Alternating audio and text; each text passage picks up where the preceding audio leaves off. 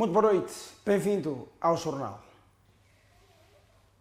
Moçambique contratou a firma norte-americana Alvarez e Marshall para apoiar o governo na recuperação das finanças públicas na reforma da dívida, numa decisão anunciada 24 horas depois do Fundo Monetário Internacional ter alertado para vulnerabilidades fiscais e condições de financiamento cada vez mais restritivas.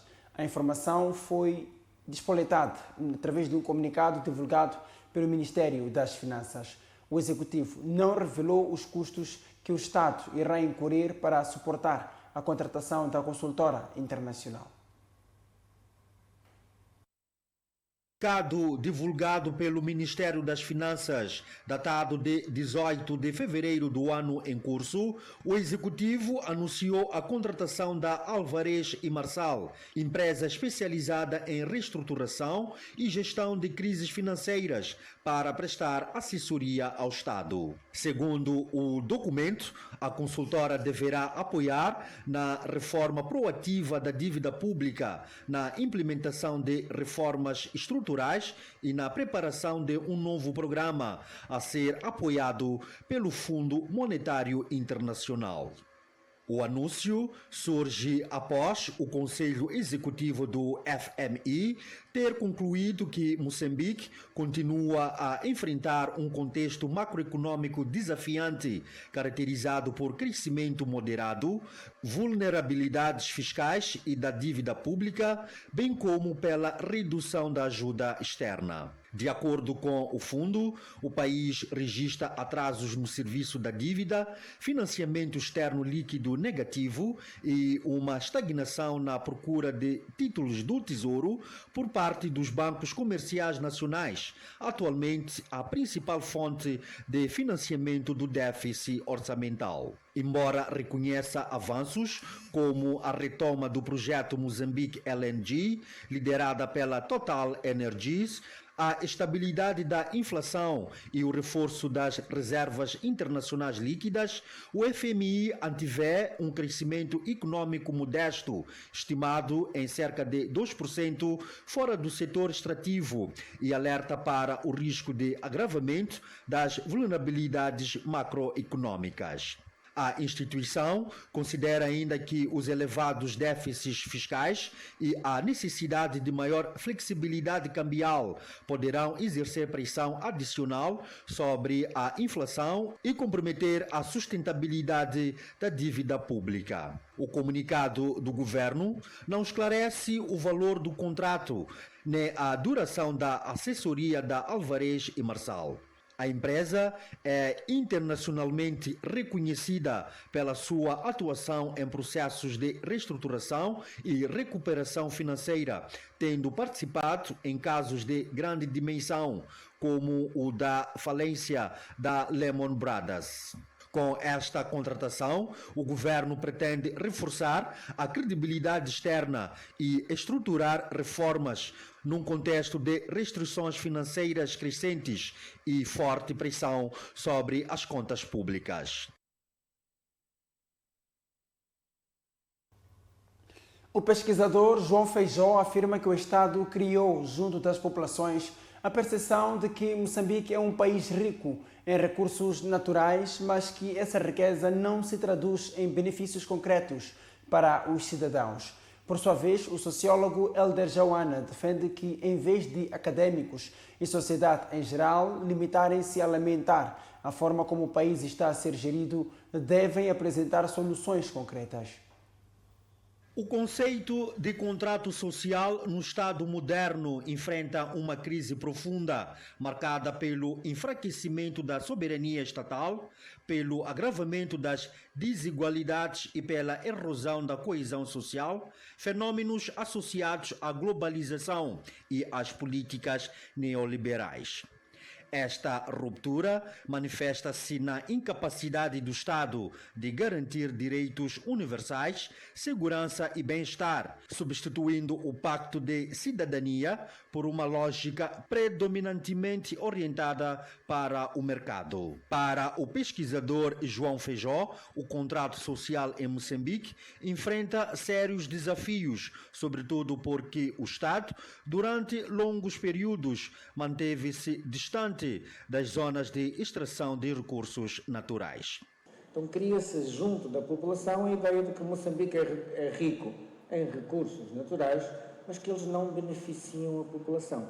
Pior, pela abordagem do Estado. O Estado que esteve largamente ausente durante séculos, durante décadas, das áreas de extração dos recursos, quando aparece do lado do investidor, com quem se confunde, muitas vezes são acionistas, e coloca a unidade de intervenção rápida no terreno. E mais? E assistimos a um grande investimento do capital intensivo, que não gera postos de trabalho, requer grandes quantidades de terra, entra em conflito com os camponeses, que são expropriados sem compensações, sem possibilidade de participação, com promessas vagas que depois não se concretizam. Chamado a pronunciar-se sobre o tema, sem mencionar casos concretos, Elder Joana considerou que não basta criticar ou lamentar a atual gestão do país. O sociólogo entende que os acadêmicos e a sociedade em geral têm a responsabilidade de propor caminhos viáveis para a transformação do cenário nacional. Nós, como nação, andamos todos os dias a murmurar como um opróbrio. Estão aqui nesta sala e fora dela intelectuais, académicos, dirigentes, cuja responsabilidade está sobre eles mudar esse cenário que nós vivemos. Então, nós ouvimos aqui dos nórdicos, mostraram-nos como o bem-estar não é um acidente da história. O bem-estar, ele é programado, ele é planificado.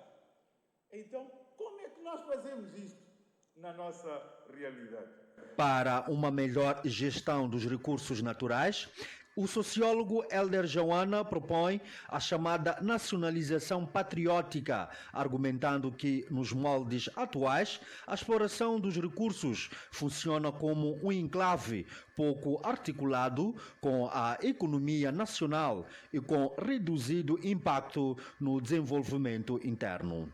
Estes recursos, eles são enclaves, tal como estamos a explorar, continuam como enclaves desligados da economia.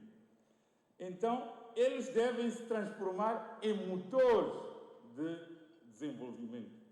Para tal, eu proponho que seja criado um Fundo Nacional de Prosperidade, intergeracional, que seja blindado institucionalmente.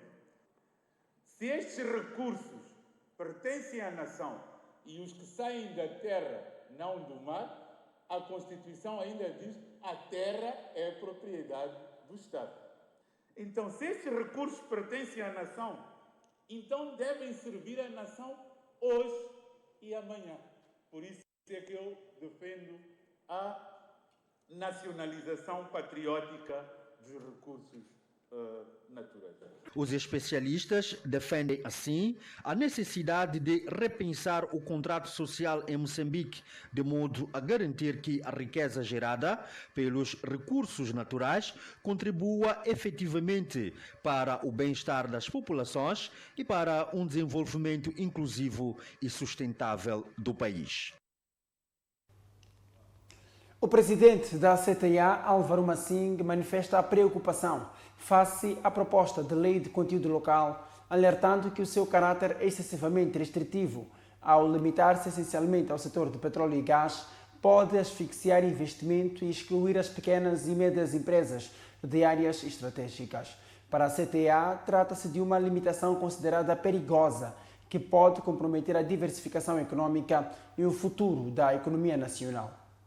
O setor privado submeteu recentemente 6 temas considerados urgentes e estruturantes, muitos dos quais permanecem pendentes há vários anos. Entre estes, consta a revisão da Lei nº 13/2023, Lei do Trabalho, o regime jurídico da segurança privada, a contratação de mão de obra estrangeira e o regulamento do trabalho mineiro. Nesta sexta-feira, durante a primeira sessão plenária ordinária da Comissão Consultiva do Trabalho, realizada em Maputo, o presidente da Confederação das Associações Econômicas de Moçambique, Álvaro Massing, advertiu que o silêncio em torno de matérias econômicas relevantes compromete a estabilidade e a previsibilidade do ambiente de negócios. Entre as principais inquietações do setor privado, destaca-se o descontentamento com a proposta da Lei do Conteúdo Local, que considera um potencial entrave ao investimento e à competitividade empresarial. No tocante à proposta da Lei do Conteúdo Local, é nosso dever manifestar uma preocupação substantiva quanto ao seu caráter ainda excessivamente restritivo. O enfoque quase exclusivo nos setores de petróleo e gás limita o potencial de crescimento e integração das pequenas e médias empresas nacionais noutros setores estratégicos da nossa economia. No seu discurso de ocasião, Álvaro Massing afirmou ser urgente repensar a proposta antes que o setor empresarial venha a registrar danos que considera irreversíveis. É entendimento firme da CTA que esta lei deve assumir um caráter transversal e inclusivo, abrangendo todos os setores econômicos. Só assim será possível assegurar que a aprovação, a promoção do empresariado nacional e da cadeia de valor local se traduza numa realidade efetiva em todas as áreas da economia e não num benefício circunscrito a um único setor. A Lei do Conteúdo Local visa assegurar que as riquezas naturais beneficiem prioritariamente os moçambicanos. Num contexto de megaprojetos avaliados em bilhões de dólares, a proposta estabelece a obrigatoriedade de inclusão de cidadãos e empresas nacionais nas operações, com o objetivo de promover o emprego, a transferência de conhecimento e a retenção de rendimentos no país. O Ministério do Trabalho garante a aplicação de sanções severas àqueles que, de forma deliberada, colocarem em risco a vida dos garimpeiros nas minas da província de Manica. O pronunciamento foi feito em resposta às denúncias de condições desumanas em que trabalham os garimpeiros na mineração em Manica. A inspeção de trabalho foi imediatamente destacada ao local para apurar as alegadas irregularidades. Na província de Manica, a exploração mineira é marcada por uma intensa busca por riqueza no subsolo, mas também por desafios ligados à fiscalização, segurança e condições de trabalho num setor que movimenta a economia local e, ao mesmo tempo, expõe fragilidades sociais e ambientais. O Ministério do Trabalho, órgão central do Estado com a responsabilidade legal de fiscalizar o cumprimento das normas de segurança e as condições de trabalho no país, revelou não dispor até o momento de informação que confirma a violação dos direitos dos trabalhadores ou a existência de condições desumanas nas minas naquela província do centro do país. A única coisa que posso dizer é que a inspeção também já foi para lá fazer o trabalho.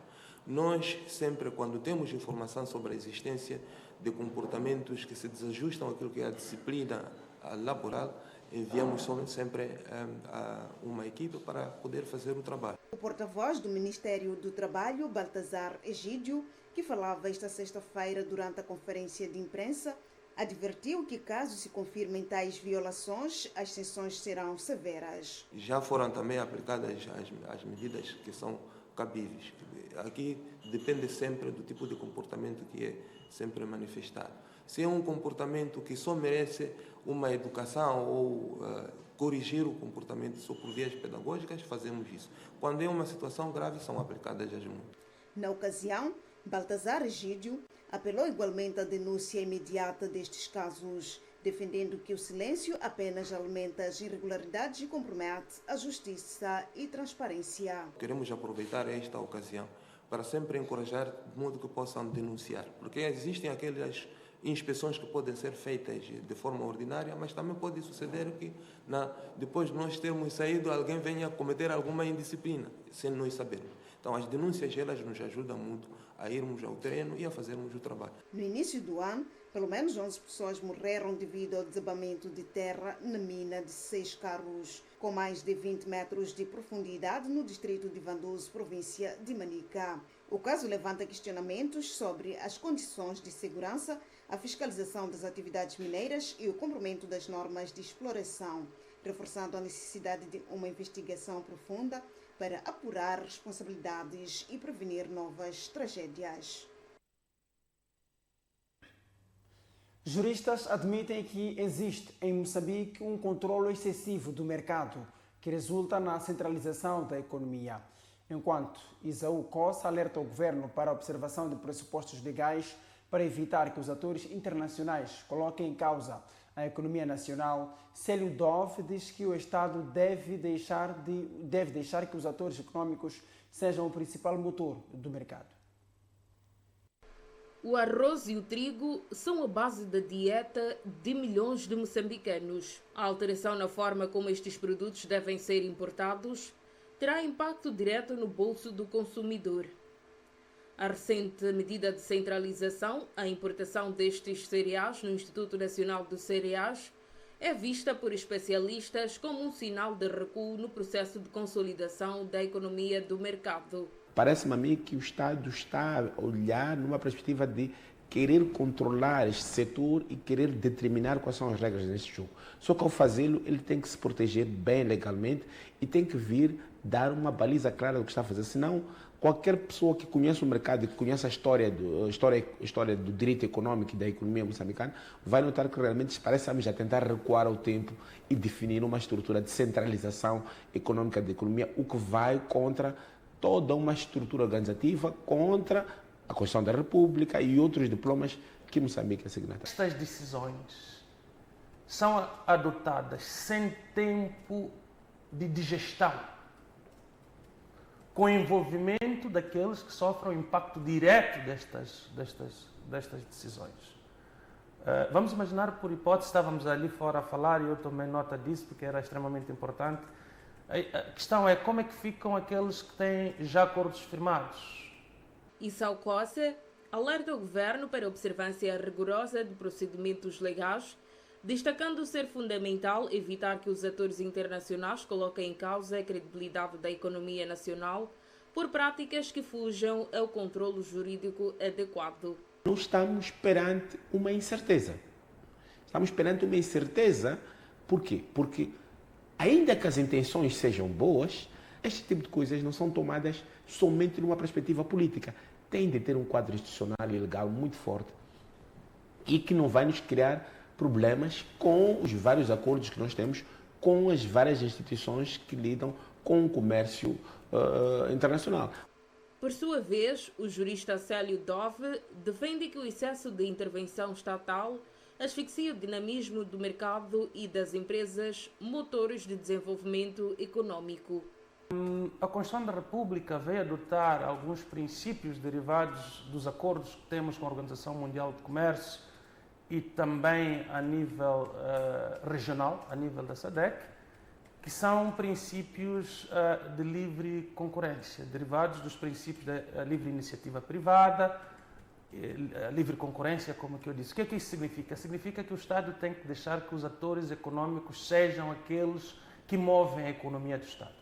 Recorde-se que a Autoridade Reguladora da Concorrência reagiu contra a medida, tendo alegado que o modelo proposto de centralização da importação de arroz e trigo ao Instituto Nacional de Cereais introduz riscos sistemáticos graves à segurança alimentar nacional e abre espaço à ineferência e a práticas de corrupção. Fazemos agora uma pausa. Voltamos dentro de instantes para darmos continuidade às notícias. Até já.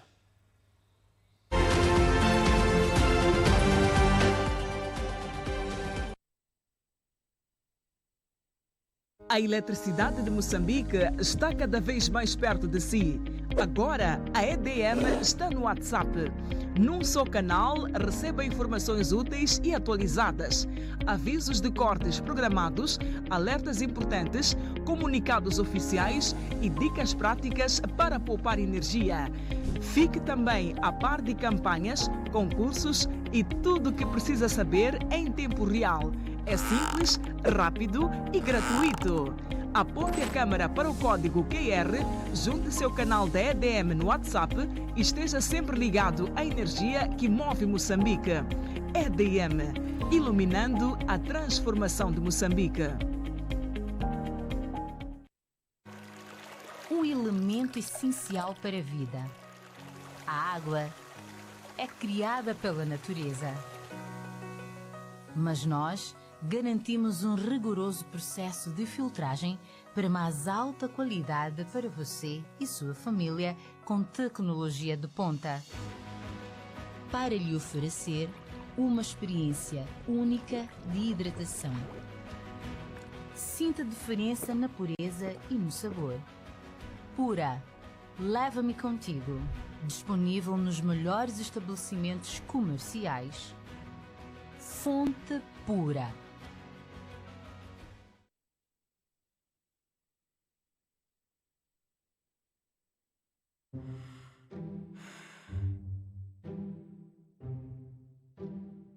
Ser artista profissional exige dedicação e esforço, mas o importante é estarmos sempre juntos.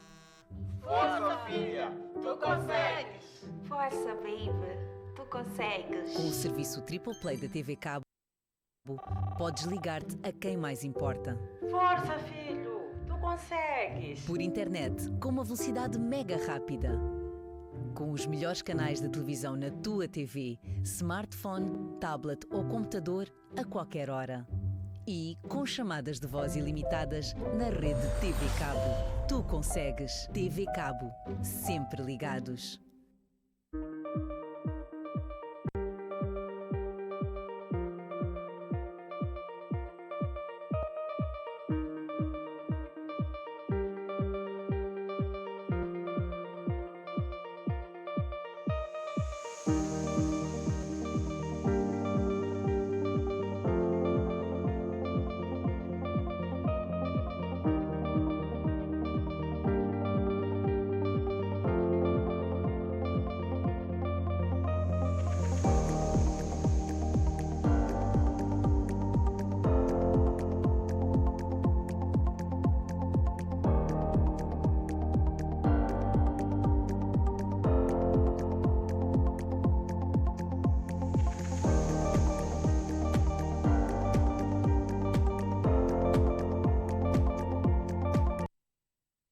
Chegou o MyPalma, a única seguradora que oferece um aplicativo para gerenciar a sua apólice. Imita um seguro, altere sua cobertura, participe ao sinistro, peça reboque gratuito e rastreie o seu automóvel, tudo isso a partir do seu celular. Com MyPalma, tenha o seu seguro nas mãos. Baixe o aplicativo na Play Store ou App Store.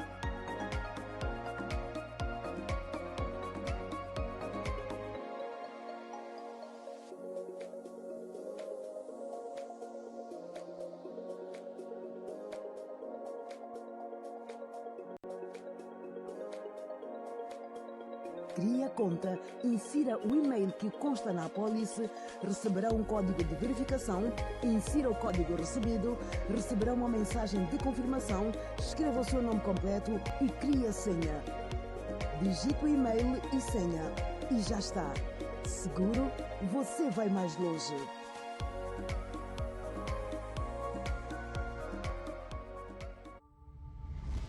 Vantagens de investir em bolsa. Facilita a transmissão em caso de herança e sucessões. Facilidade no expatriamento de capitais.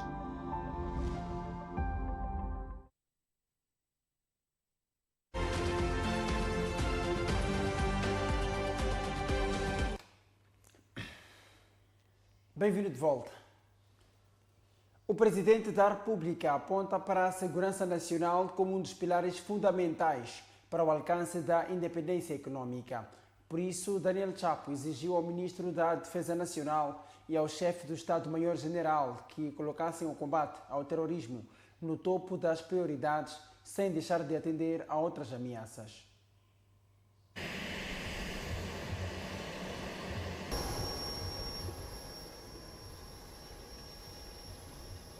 O Presidente da República escalou a província de Manica na última sexta-feira para proceder à abertura do ano operacional militar.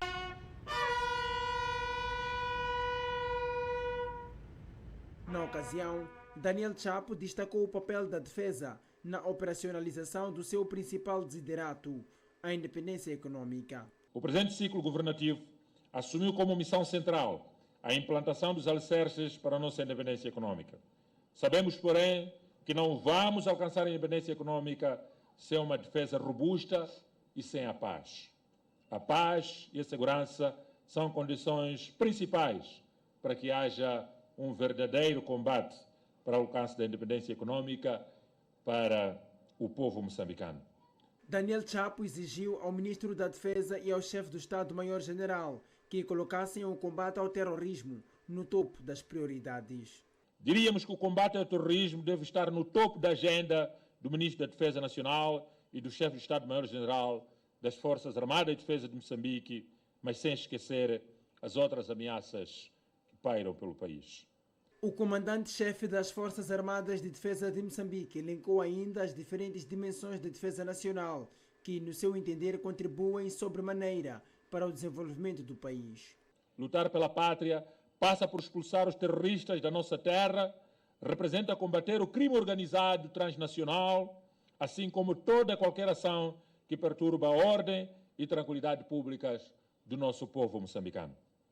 De forma específica, lutar pela pátria significa defender as infraestruturas críticas do nosso povo, defender os corredores logísticos e de desenvolvimento do Estado moçambicano, defender os nossos recursos naturais estratégicos, defender o canal de Moçambique, defender o espaço aéreo, terrestre e marítimo nacional.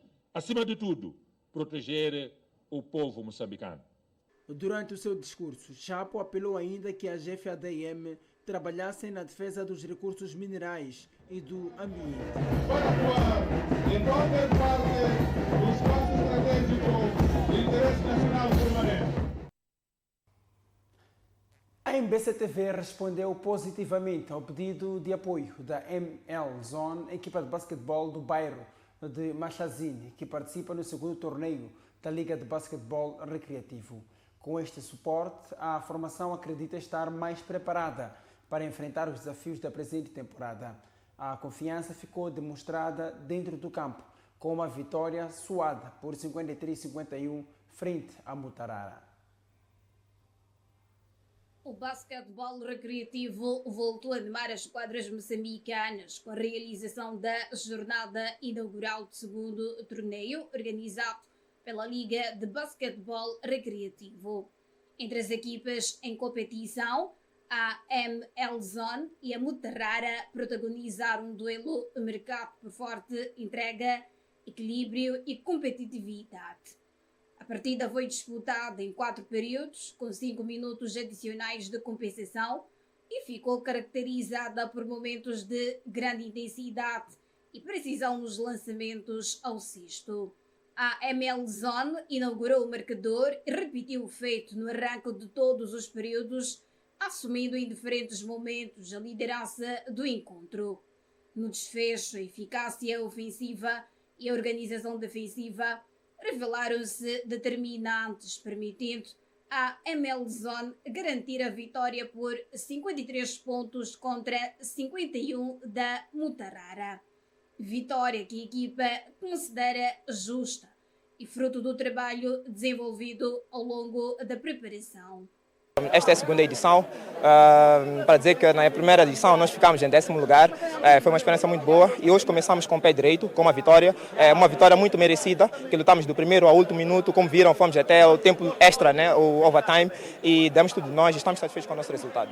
Apesar do triunfo, o capitão da ML Zone reconhece que ainda existem aspectos a corrigir para os próximos desafios da competição.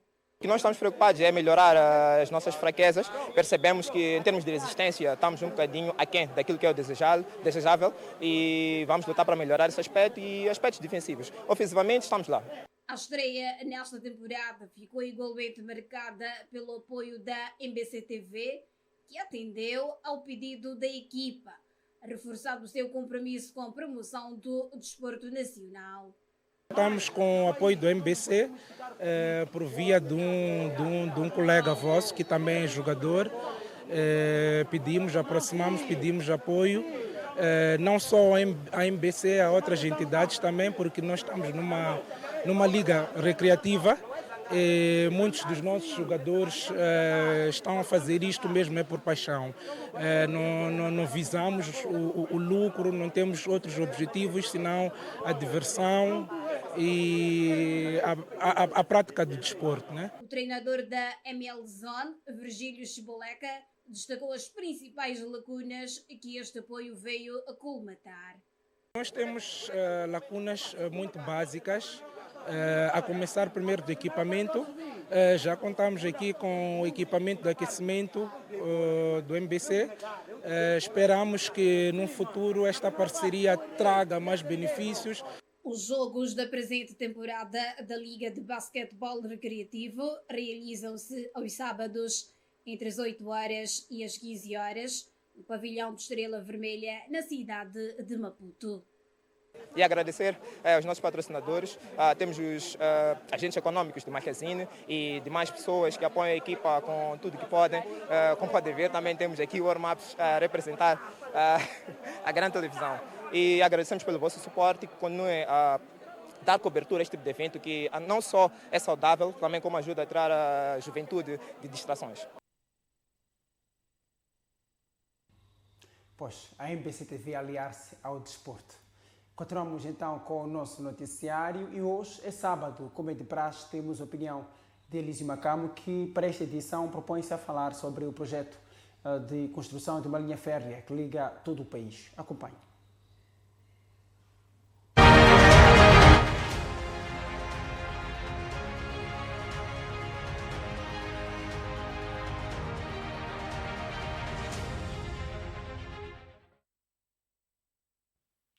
Boa noite, estimados telespectadores. O que me preocupa na forma como decidimos em Moçambique não é apenas o conteúdo das decisões, é o padrão institucional que elas revelam. E esse padrão pode ser descrito da seguinte forma: decide-se primeiro, fundamenta-se depois.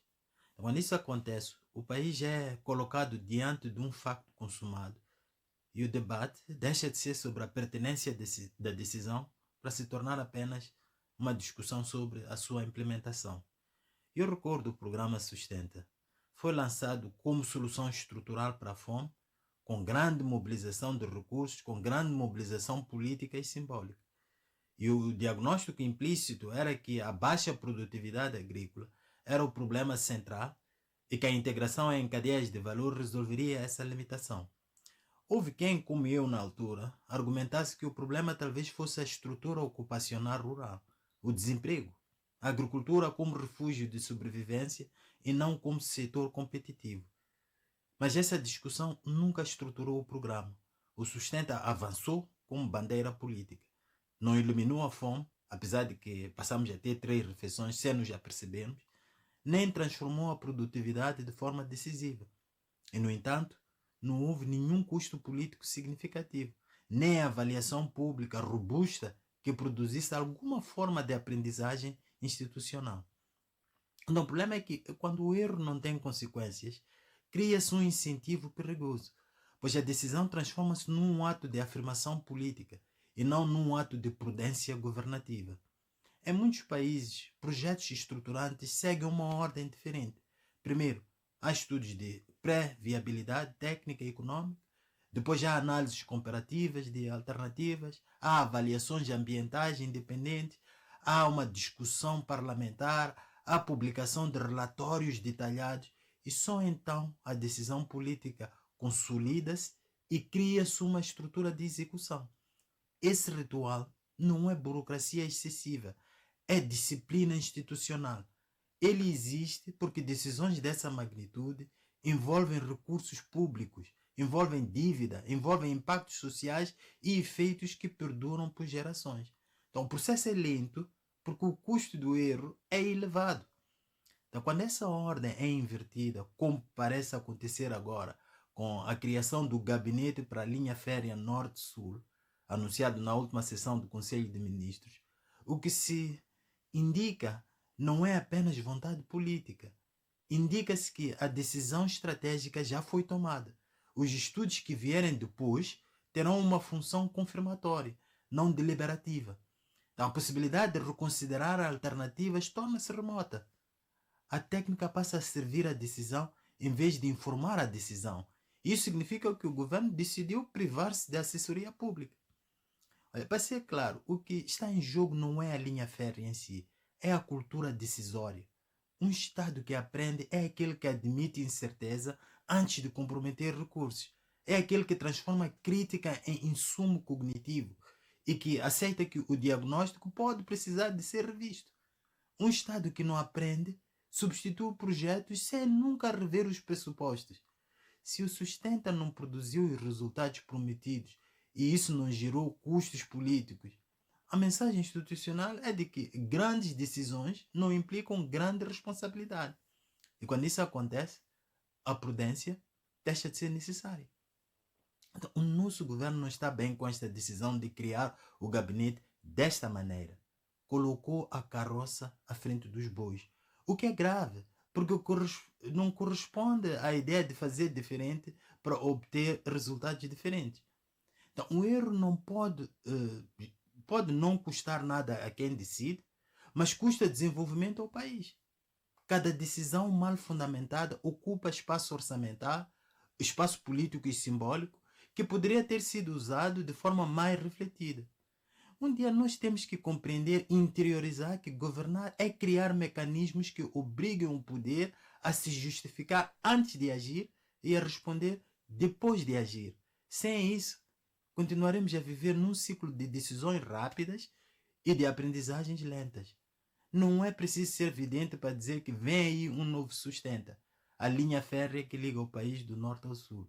E eu rezo naturalmente para um dia engolir as minhas próprias palavras, mas eu duvido que esse dia chegue. Mais uma vez, boa noite e até a próxima semana.